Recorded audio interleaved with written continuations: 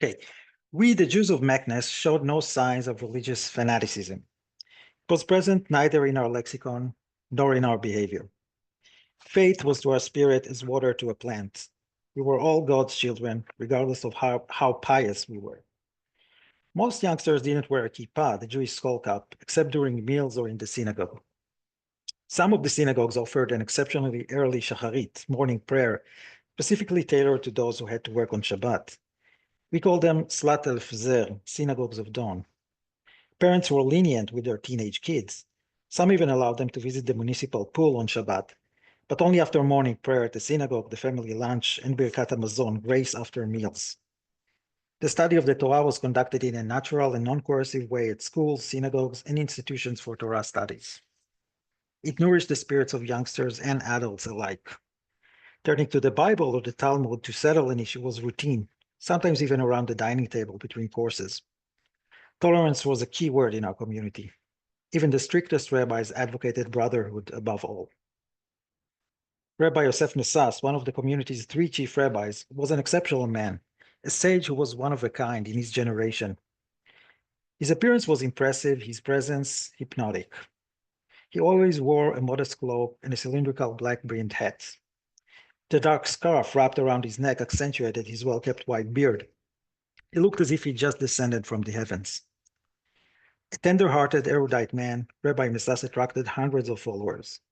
Every week during Oneg Shabbat, the social gathering held after Shabbat services, adults and youngsters from both neighborhoods came in masses to hear him deliver the weekly sermon at Slash Dida, the new synagogue in the New Melach. The teenagers among them arrived of their own accord, sometimes after swimming at the municipal pool or catching a movie at the cinema. One had to show up early to secure a seat and be present during those memorable, pleasurable moments. Those who chose to stay at home spent Oneg Shabbat joyously singing Shabbat songs and liturgical hymns with their families around the dining table till sunset. Years later, while attending the Israeli Air Force Technical School, I frequently ran into old friends from Meknes. One of them was Dina, Rabbi Masas's granddaughter. We'd meet up at Gan Armon coffee shop at the center of Hadar neighborhood. One day, she asked me to accompany her to her grandfather's house, which was located nearby. He was Haifa's chief rabbi at the time. Never in my wildest dreams had I imagined visiting his home. I'll walk you there, but there's no way I'm coming in, I firmly replied. When we arrived, she climbed the stairs leading to the front door while I waited below. When the door opened, she cajoled me to come up. Her grandmother, drawing near the doorstep, sweetly urged me to come up as well. Should I continue, or do I still have time?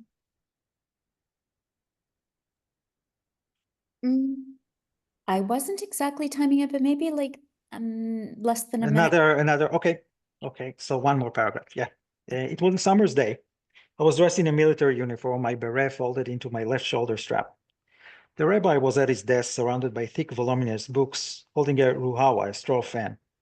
With my head bowed, I drew closer to kiss his hand, the customary way to approach rabbis in Meknes. But he pulled his hand away, turned his face in my direction, and gave me a kiss. I was excited beyond words. Okay. Thank you. Thank you.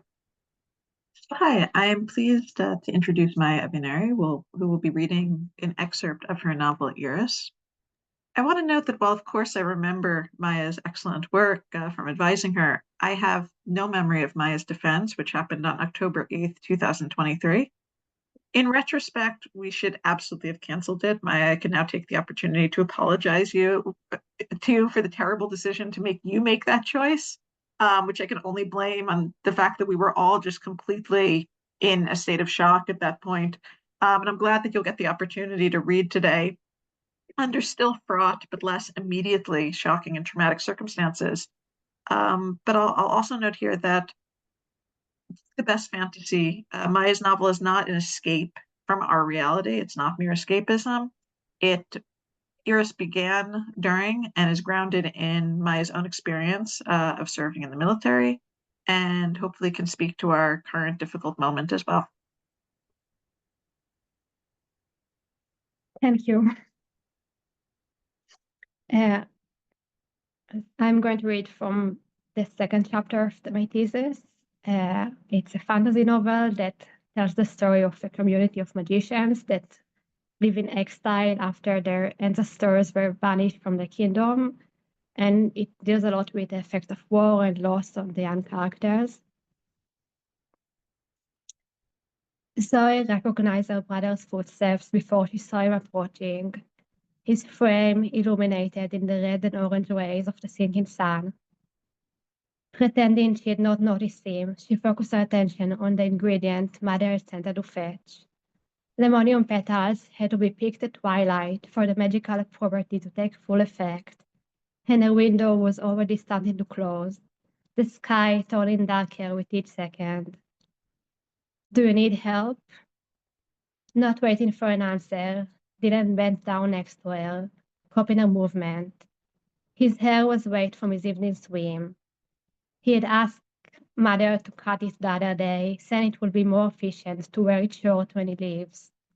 And Zoe still found it strange to see bare shoulders where long curls had been. Another nerve calming potions, he asked knowingly, putting a handful of flowers in a sack next to Zoe. What is it, the fifth one this week? Zoe ignored him. With all these whispers about war, it was no wonder they had to restock their entire collection of nerve potions and protection spells. Come on, Zoe. Don't tell me you're still mad. Zoe's stomach boiled. Mad. As if she were the one being irrational. Ever since Dylan had first expressed his intention to join the guard, Zoe had tried numerous tactics to talk him out of it. From listing every possible danger that lurks at the bottom of the Sea, to making him feel guilty about leaving them behind. When none of that had worked, she had comforted herself in the thought that they were never going to let him join anyway. He wasn't even 18 yet. He wasn't built like a soldier. There were certainly more than enough other eligible men on the island. But Dylan was determined. For the past few months, he had trained every day, getting muscles and skills. This, combined with the fact that father had taught them both how to sail when they were little, made him as fit for the job as any other guy. Now he was leaving, and Zoe still couldn't understand why. There was a time when her brother's mind was as clear to her as the crystal water in the hidden lake, a time when he was the closest person to her in the world. But ever since all these whispers about the prophecy spread through the island, something in him had changed. All he talked about was the approaching battle and how they had the chance to bring the people back to their days of glory.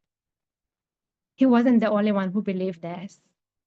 Everyone in Eos was half certain he was the great magician the prophecy talked about. Zoe thought it was ludicrous. This kind of power hadn't been heard of in centuries.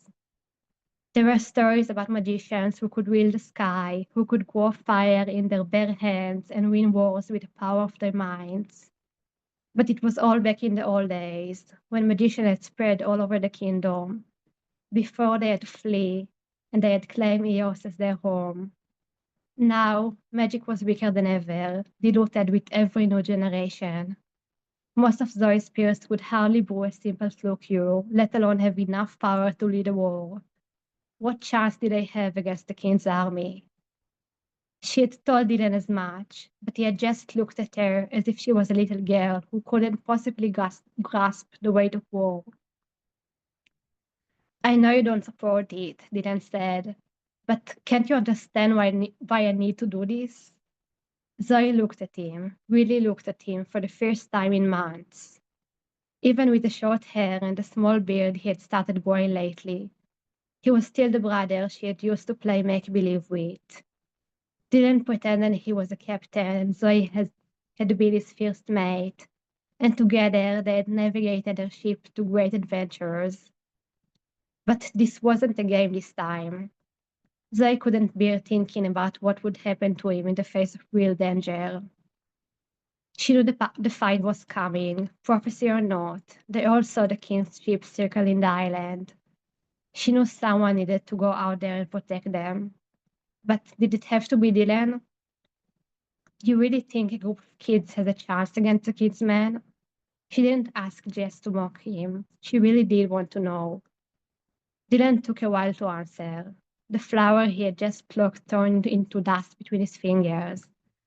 The prophecy says no one actually knows what a prophecy means. You're willing to risk your life based on rumors? I have to do something. I can't just sit in the shop all day and pretend nothing bad is going to happen. He didn't say like you do, but he might as well have. For a moment, neither of them spoke. I'm sorry, Zoe. I didn't mean it like that. Zoe grabbed her sack and stood up, rapidly walking away from him. She didn't want to lash out, didn't want to say something she might regret. The old Dylan would have never voiced something like that. He would have laughed with her about all the poor guys who bought into these tales of heroism and glory. How could a person change so much in such a short time? Thank you.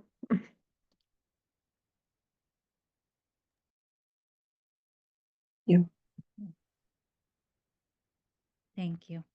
I'm going to introduce Fran Levin. Fran was a winner of the Dave Grieber Nonfiction and Social Justice Award for a courageous essay about recovery from mental emotional crisis.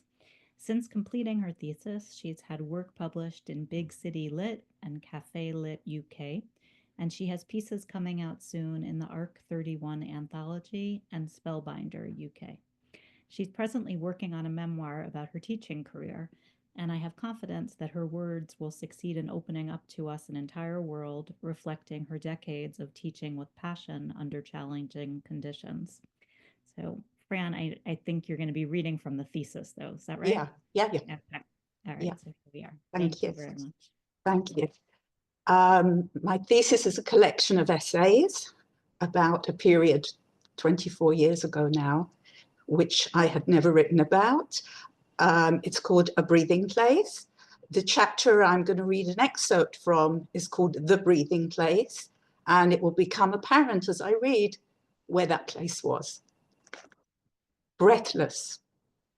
They have taken away my belt. I am lying on a bed in a clean white cell.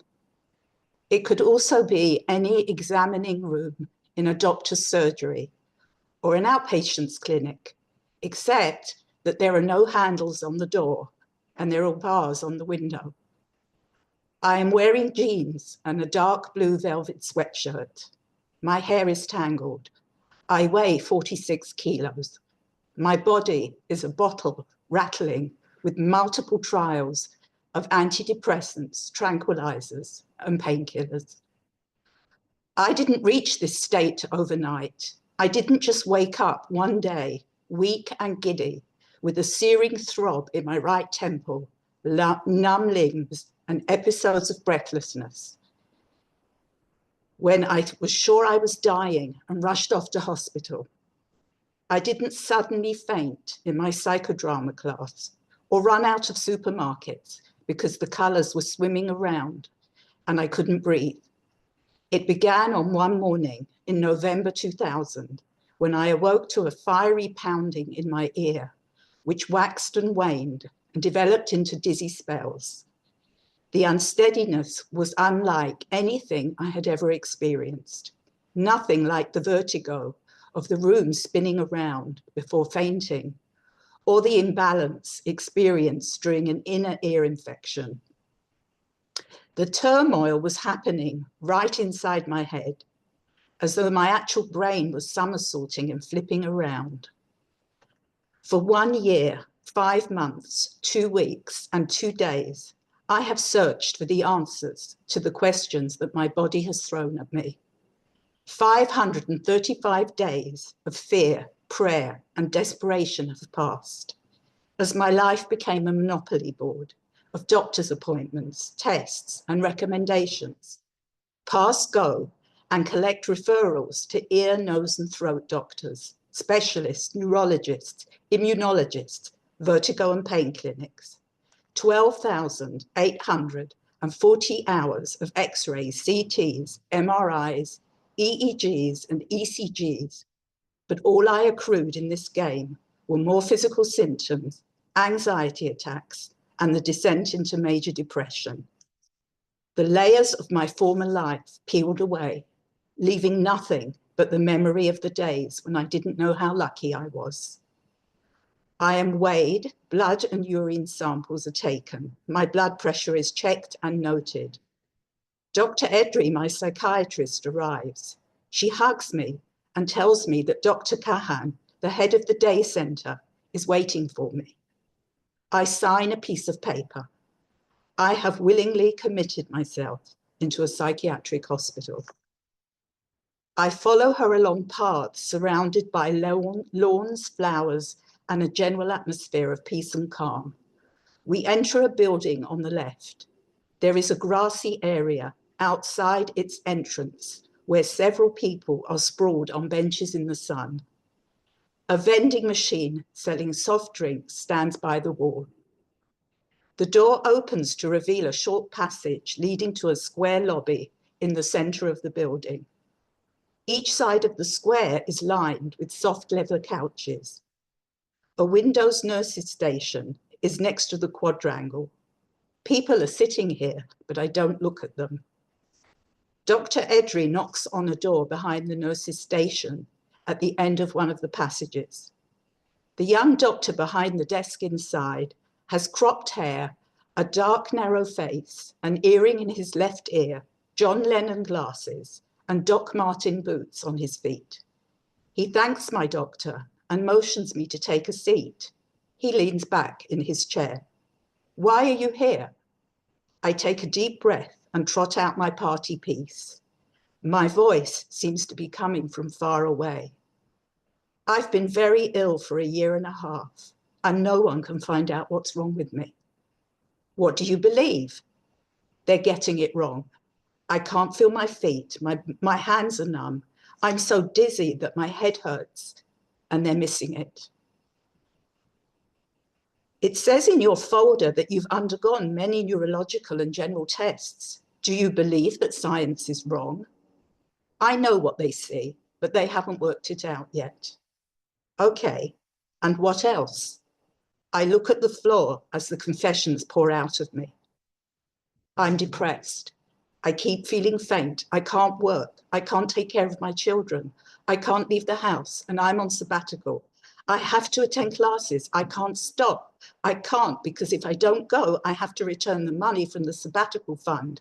If I miss too many classes, then, and I want to teach again, we need the money. He interrupts me. I'm going to make a deal with you. I hear that your life is a series of boxes that you need to tick. But what's more important than your mental health? Yes, I know that you need to find out why you're physically so sick. So give us a month. Stop for a month with the tests and the doctors. Take sick leave for your classes. You must come here every day, all day, 5 days a week. Take this chance to tend to yourself before you reach a situation where you need to leave your family and stay in a closed ward. You have 3 children. They need to see you. We don't want you to be away from them at night. Let's work on your depression and anxiety, and perhaps then you'll have the strength to find physical healing. I know that I have run out of other options. Thank you, and thank you to all my teachers and mentors for the last 3 years. Thank you so much, Fran, for sharing that powerful and vulnerable piece. It is my pleasure to introduce our final reader, the poet, Abbi Adest. She will read from her collection of poems, and I'm going to explain the title a little bit because it's going to give us some feeling for what her thesis did. It's called laminae, and that's a geological term for lamination, which refers to those small scale sequences, those fine layers or laminates that occur in the sedimentary rocks that you've probably seen all over Israel, right? In archaeological digs and stuff. Abbi uses this wonderful metaphor as a way of exploring how she came to be as a human being, as a member of a community, a family, a mother, and as a member of a nation or two. She skillfully navigates the geology and industrial history of Scranton, Pennsylvania, with stories set in that town and in her father's dress factory. The stories of her thesis reach back to the Holocaust and reach forward to motherhood and to Israel. And in working with Abbi, I was struck by the delicate balance between fact and feeling, wisdom and vulnerability. Abbi has a sure and tender eye, and you are in for a treat. Thank you so much, Marcella. Wow. I'm just going to read 4 poems, and I'm happy to be here. Thank you. Let me just put this on the right-hand side so I can see where I am. Okay. When the bough breaks, the ground will be whispering, come to me, twigs and brush will be sharp and dangerous. Who lets their baby swing in a tree? The bough will break, it always does. Trees aren't forever. Roots stop sucking up water and nutrients. The wood grays, fibers separate until the tough old branch holding the warm, cooing baby will split from the trunk, down will fall. Self-portrait with water and fire. You leap and twist through the water as the sprinkler sways from side to side on the big lawn. At 5, you can't turn cartwheels like the older girls. You run inside to mom, clutching your side. Rising from her soap opera and iced coffee, she comforts you with apple juice, explains that it's just a side stitch. You watch cartoons wrapped in a towel, sucking your thumb in the blue TV screen light. You lie in bed thinking about the new smoke alarm, planning your escape and what you will save when the fire comes. Muppet poster, bike, 2 quarters from the Tooth Fairy. You want desperately for your parents to buy a ladder that rolls down from the window to the grass to save you from the inevitable burning. Icarus's mother. I wake breathless from night sweats. I change quickly, trying to keep sleep in my eyes, stash my clammy pajamas in the hamper. From the street, I hear the slapping footfalls of the 5 a.m. jogger. On the cool side of the pillow, I feel sleep fall through me like pasta water through a colander. The window brightens, night becomes salute. The moon has climbed back up her black cord into the day's dormancy. I shut my eyes, try once more to dream of a river lapping at its green banks, a boy alone under a live oak, skipping stones and fishing under a blazing sun, while everyone else works in buildings flowing down the hillside at a considerable distance. A lucky Icarus who lands safely thanks to a silk parachute his mother tucked into useless wings. She is baking him cakes of ginger, cinnamon, and saffron. He will shrug when she greets him upon returning home. On a hill overlooking the border police station. I believe in the hard blue sky cracked with sun, shredded clouds suspended on guitar strings, the herd of stone houses crowded against the treeless hill, the veiled horizon pounding me with heat, the whine of the muezzin which rouses me to a prayer that is not mine, the flash of sunlight off a dove wing at noon. I believe in the wind against my cheek, the rusting gates oxidation, our salted suspicion, our peeling love, our spooled hate. I believe in the torn leash that I will never discard. I use it to lead my daydreams, dogged notions around and around my safe suburban block, morning and evening. Do I have time for one more okay. Last one, this is I actually rejiggered, I guess, one of the poems from the thesis. I sink into warm maroon pleather. For now, we will kiss and clutch on a bench under the strong arms of a tangled sycamore tree. For now, the dogs will keep walking their owners attached to leashes under a dirty sheet sky. For now, the Hudson River will go on in its worn track of mud and dead bodies. For now, Riverside Park will never leave this moment in 1991 when I'm 16, suspended, weightless and amber. For now, high school is now, childhood is then, motherhood is none of the above. For now, I will pick myself up to return to the majestic skies of Grand Central, to find the right track home. I sink into warm maroon pleather. Thank you so much, Abby. And thank you all so very much for sharing our pride and our joy in celebrating our graduates.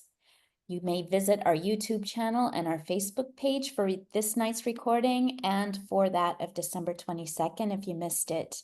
And may we soon have a just and lasting peace for everyone, and may our hostages come home now. Good night.